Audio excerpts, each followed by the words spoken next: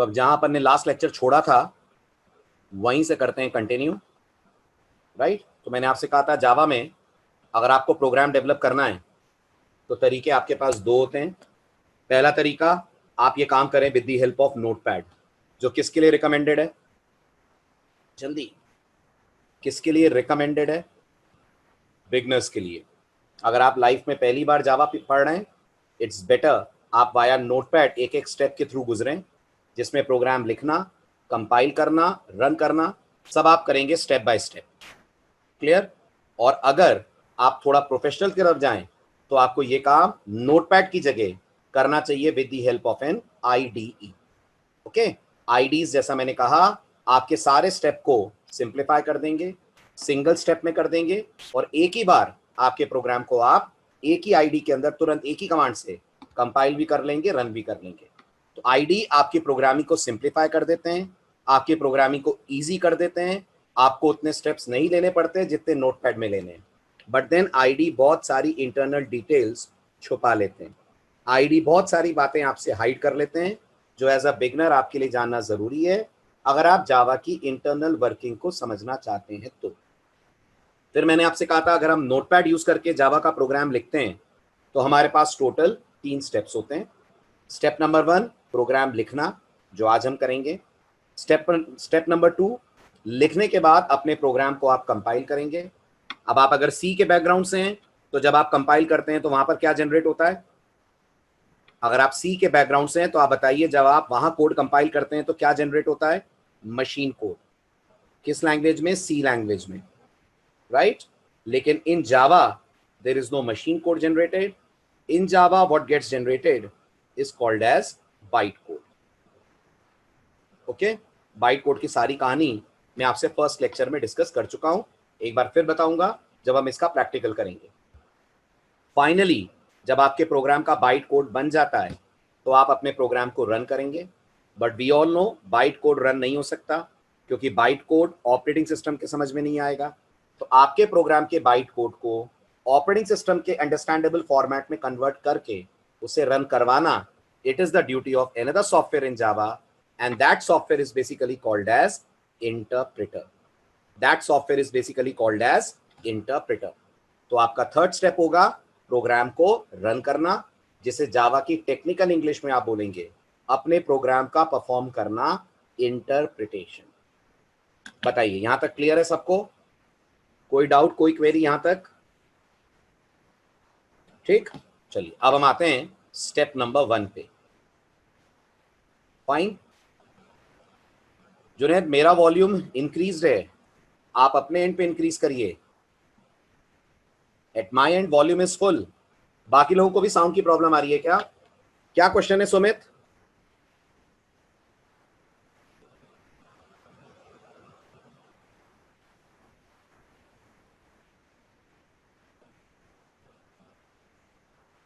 अभी नहीं, बाद में। These all are advance topics. मैंने पहले भी कहा था ना आपसे, आप मेरे से पर्सनली चैट करके पूछ लिया करो।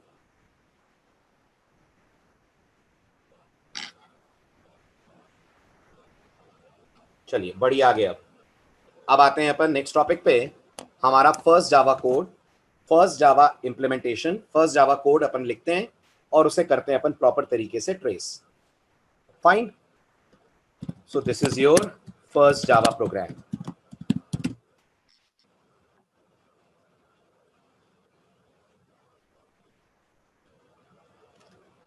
ठीक है, कोड लिख रहा हूं मैं, आप कोड ध्यान से देखना, फिर इसकी एक एक लाइन को करते हैं अपन ट्रेस। पहली लाइन मैंने लिखी class test. With in class test I have written public static void main. Within parenthesis of main I have mentioned string square bracket args. Inside main मैंने कहा system dot out dot println followed by the message welcome to Java. Curly braces closed, another curly brace closed. ये है आपका first programme, right. अब शुरू करते हैं अपन इस प्रोग्राम की एक एक लाइन का ट्रेस इस प्रोग्राम की एक एक लाइन का मतलब। सबसे पहले तो बताइए, आपने ऊप्स का बैकअप कर लिया कि नहीं करा? कर लिया। तो आकाश, आपको पहला वर्ड समझ नहीं आ रहा?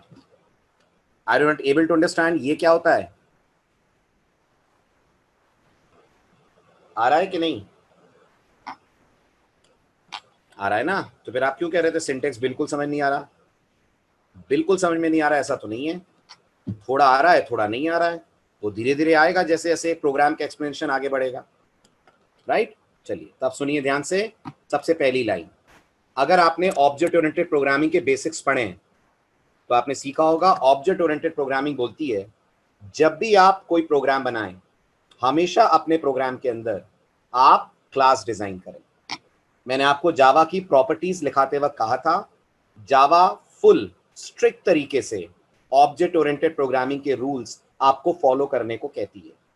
तो आज से पहला रूल दिमाग में फिट कर लीजिए कि जब भी जावा में आप प्रोग्राम शुरू करेंगे, the first line in your code which you are going to write is the keyword class. गौर करिएगा, ये जावा का कीवर्ड है, और इसके बाद आप अपनी क्लास को कोई भी नाम प्रोवाइड करेंगे। अगर आपने सिर्फ सी पढ़ी है तो आपने देखा होगा, हम लोग सी में प्रोग्राम शुरू करते हैं मेन से। सी में मेन क्या होता है? जल्दी बोलिए, सी में मेन क्या होता है? Main is a function. But Java C की तरह प्रोसीजर ओरिएंटेड लैंग्वेज नहीं है। Java is an object oriented language, और किसी भी ऑब्जेक्ट ओरिएंटेड लैंग्वेज में सबसे पहले जो चीज बनाई जाती है वो होती है क्लास। आई होप आपने ऊप्स का बैकअप कर लिया होगा, ऊप्स का रिफ्रेशर कर लिया होगा, वो आपने सीखा होगा कि क्लास किस तरीके से करते हैं अपन डिजाइन। तो जावा के अंदर हम क्लास लिखेंगे और उसके बाद क्लास का नाम लिखेंगे। अब आपको क्लास के नाम में एक स्पेशल चीज नजर आ रही होगी, मैंने पहला अल्फाबेट क्लास के नाम में कैपिटल रखा है। क्या आप इस बात को नोट कर पा रहे हैं? टेस्ट का टी आपको कैपिटल दिख रहा है। तो जावा के अंदर जब भी हम लोग क्लास बनाते हैं, जावा ये स्ट्रांगली रिकमेंड करती है, जावा ये स्ट्रांगली रिकमेंड करती है कि हम क्लास के पहले अल्फाबेट को हमेशा डिक्लेयर करें इन अपर केस। आई रिपीट, जब भी जावा में हम कोई कोड लिखते हैं, हम क्लास बनाते हैं, क्लास बनाते हैं तो हम क्लास को एक नाम देते हैं। अगर आपको लग रहा है सर क्लास क्या होती है, उम्मीद करता हूं आपने ऊप्स पढ़ी होगी, तो मैं आपको रिकॉल करवा देता हूं। क्लास एक ऐसा ब्लॉक होता है जिसके अंदर हम दोनों चीजें रख सकते हैं, प्रोग्राम में यूज होने वाले वेरिएबल्स और प्रोग्राम में यूज होने वाले फंक्शंस। आई रिपीट, क्लास एक ऐसा ब्लॉक होता है जिसमें हम दोनों चीजें रख सकते हैं, प्रोग्राम में यूज होने वाले वेरिएबल्स भी और प्रोग्राम में यूज होने वाले फंक्शंस भी। तो क्योंकि जावा एक स्ट्रिक्ट ऑब्जेक्ट ओरिएंटेड लैंग्वेज है, तो जावा आपको इजाजत नहीं देती, परमिशन नहीं देती कि आप बिना क्लास के एक लाइन का भी कोड जावा में लिखें। Not even one single line in Java you can write without making use of the keyword class. आप एक वेरिएबल भी डिक्लेयर करेंगे तो भी क्लास की जरूरत पड़ेगी, आप कोई फंक्शन बनाएंगे तो भी क्लास के अंदर बनेगा। जावा की पूरी दुनिया समाई हुई है inside the body of class. अब जावा कहती है जब प्रोग्रामर क्लास का नाम लिखे तो एज सच क्लास का नाम कुछ भी हो सकता है, लेकिन पहला लेटर प्रोग्रामर को क्लास के नाम का रखना चाहिए कैपिटल। अगर आपको लगता है सर मैं नाम कैपिटल से ना शुरू करूं तो कोई दिक्कत नहीं होगी, तो भी कोड आपका चलेगा। बट जावा में याद रखिएगा, जो बातें जावा की तरफ से रिकमेंडेशंस होती हैं उन्हें मानना हमारे लिए जरूरी होता है। नहीं तो कल को जब आप कोई कंपनी ज्वाइन करेंगे, वहां पर आप कोडिंग करेंगे और आप उन गाइडलाइंस को, उन रिकमेंडेशंस को नहीं मानेंगे जो जावा ने दी है, तो सही होने के बावजूद आपका कोड रिजेक्ट हो जाएगा। आपका कोड जब रिव्यू पे जाएगा तो जो आपके सीनियर्स हैं, जो आपके टीम लीड्स हैं, वो आपके कोड को रिजेक्ट कर देंगे, क्योंकि एक टीम में काम करते वक्त बहुत जरूरी है कि हम इंडस्ट्री के स्टैंडर्ड्स को फॉलो करें। और जावा में जो इंडस्ट्री स्टैंडर्ड है वो ये कहता है, class names should always begin with upper case letter. Am I clear to everyone?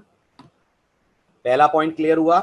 तो जब भी जावा में आप क्लास बनाएंगे, the first letter should be always in upper case, उसके बाद आप लोअर केस में नाम लिख सकते हैं। अब आइए क्लास के अंदर, तो आपको मेन दिखेगा।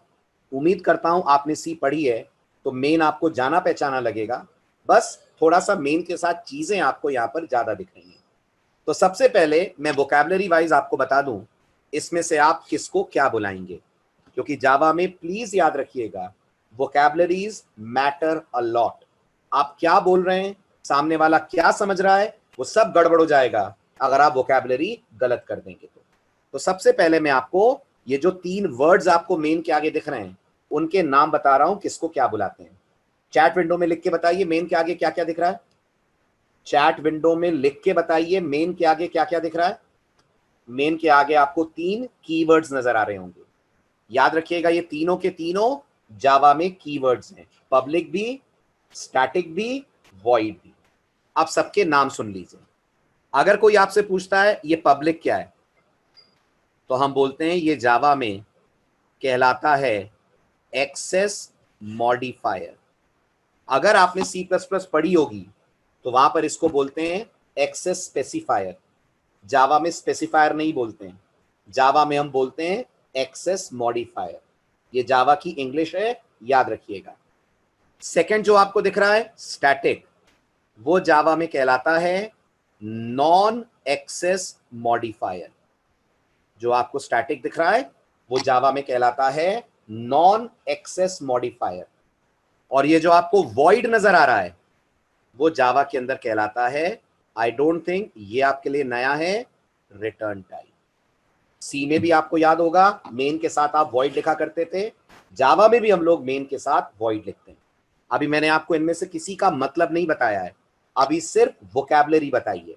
तो अगर कोई कहता है व्हाट इज पब्लिक, आप बोलोगे public in Java is an access modifier. What is static, आप बोलोगे static in Java is an non access modifier. And what is void, void in java is called as return type।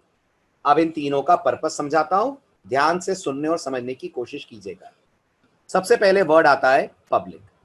अब ये बताइए अगर आपने oops पढ़ी है तो आपने सीखा होगा क्लास के अंदर 2 तरीके के मेंबर्स होते हैं, एक होते हैं प्राइवेट और एक होते हैं पब्लिक। पढ़ा है आपने ये बेसिक ऊप्स में? पढ़ा है। जल्दी बताइए क्या डिफरेंस होता है बिटवीन प्राइवेट एंड पब्लिक, फटाफट बताएं।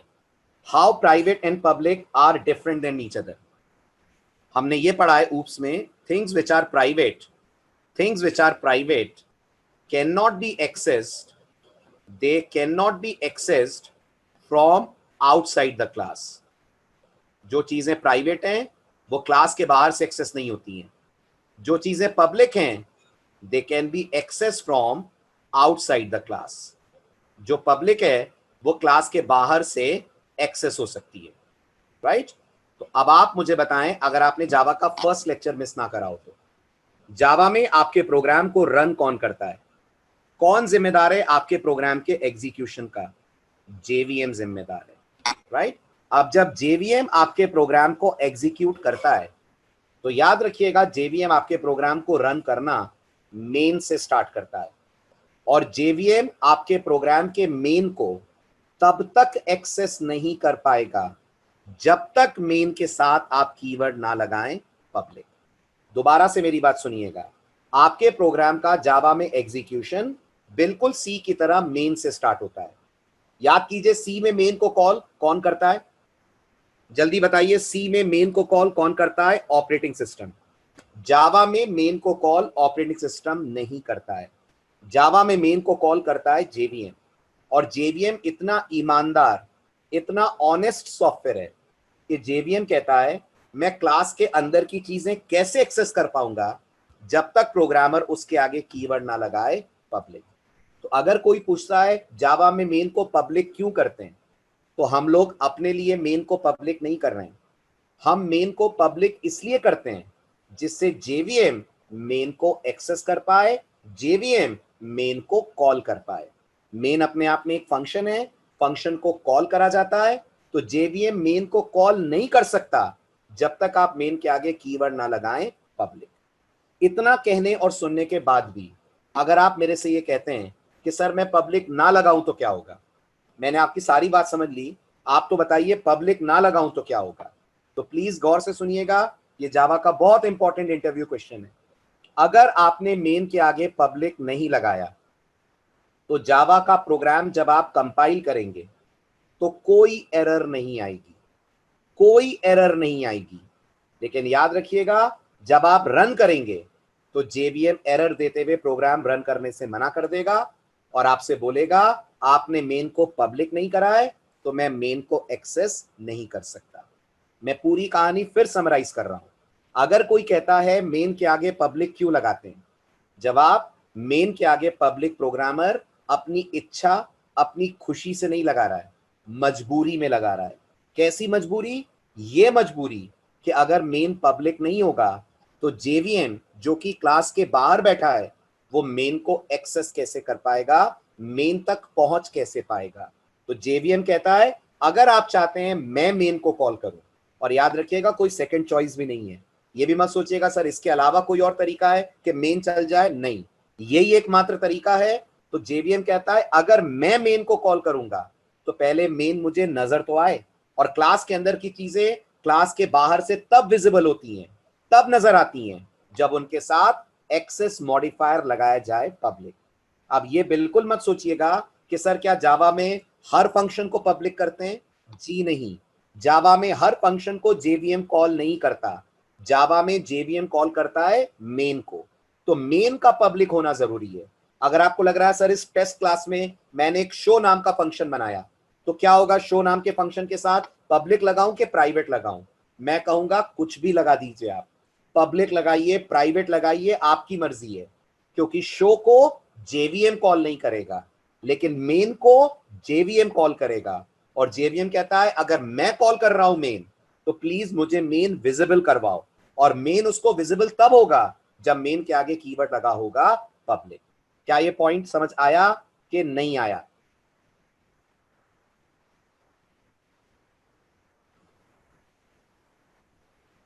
Is this point clear to everyone? नहीं दीपक, मैं आ रहा हूं, हेडर फाइल्स के कॉन्सेप्ट पे अभी आता हूं। जावा में हेडर फाइल की जगह पैकेजेस होते हैं, ठीक है। चलिए अब अगला सवाल सुनिए, ठीक है, एक बेसिक सा सवाल। सवाल यह है कि अगर हम लोग हमारे प्रोग्राम में मेन के आगे से पब्लिक हटा देते हैं तो क्या ये प्रोग्राम कंपाइल होगा? वेरी गुड, ये प्रोग्राम 100% कंपाइल होगा। बस दिक्कत ये है कि हमारा प्रोग्राम रन नहीं होगा, हम एग्जीक्यूट नहीं कर पाएंगे। मैं इन सब का प्रैक्टिकल आपको परसों दिखाऊंगा। आज सिर्फ थ्योरेटिकल ये आप एक एक चीज को सुनकर दिमाग में नोट कर लीजिएगा। वैसे कॉपी पेन लेके नोट करने की भी जरूरत नहीं है, ये सब स्लाइड्स में है, और स्लाइड मैंने ऑलरेडी शेयर कर दी है आपसे, तो टेलीग्राम ग्रुप में आप देख सकते हैं, वो स्लाइड ऑलरेडी है और गूगल क्लासरूम पे भी अपलोडेड है। आप सिर्फ यहाँ ध्यान से मेरी बात सुनो और ढेर सारे डाउट्स पूछो, ठीक है। तो अगर हम मेन के आगे से पब्लिक हटा देते हैं तो क्या ये जावा में सिंटेक्स एरर गिना जाएगा? तो जवाब है नहीं, ये जावा में सिंटेक्स एरर नहीं है। बट हाँ, अगर मेन के आगे पब्लिक नहीं लगाया तो प्रोग्राम एग्जीक्यूट नहीं होगा, ठीक है। अब मुझसे एक स्टूडेंट ने इस टॉपिक पे एक सवाल पूछा था, मुझे अच्छा लगा तो मैं आपसे वो सवाल पूछता हूं। उसने मुझसे पूछा कि सर सी लैंग्वेज में हम मेन के आगे पब्लिक नहीं लिखते हैं, जावा में क्यों लिखना पड़ता है? क्या आप जवाब देंगे? सी में तो मेन के आगे पब्लिक नहीं लिखा जाता, जावा में क्यों लिखते हैं? तो बहुत सिंपल सा जवाब है, सी लैंग्वेज में मेन क्लास के अंदर नहीं होता है। सी लैंग्वेज में क्लास का कॉन्सेप्ट नहीं होता है, याद कीजिए, मेन ऑलरेडी क्लास के बाहर होता है। और जो चीजें क्लास के बाहर हैं, दिमाग लगाइए, जो चीजें क्लास के बाहर हैं वो कब से प्राइवेट होने लगी? वो तो वैसे भी बाय डिफॉल्ट पब्लिक होंगी ना, मानते हैं? प्राइवेट और पब्लिक तो क्लास कहती है ना, जब क्लास ही नहीं है तो किस बात का प्राइवेट और किस बात का पब्लिक? इसलिए सी से कंपेयर मत करिए जावा के मेन को। सी का मेन विदाउट क्लास बनता है, और जावा में मेन छोड़िए, आप ये लाइन तक बिना क्लास के नहीं लिख सकते। क्या आप सबको पता है ये लाइन क्या कर रही है? क्या आप सबको पता है ये लाइन क्या कर रही है जो मैंने लिखा है? ये वेरिएबल डिक्लेरेशन है, और जावा में फंक्शन बनाना तो दूर की बात, एक वेरिएबल तक आप डिक्लेयर नहीं कर सकते जावा में outside the body of the class. अगर क्लास के बाहर कुछ भी करा आपने, जावा एक सेकंड नहीं लगाएगी और प्रोग्राम में दे देगी एरर।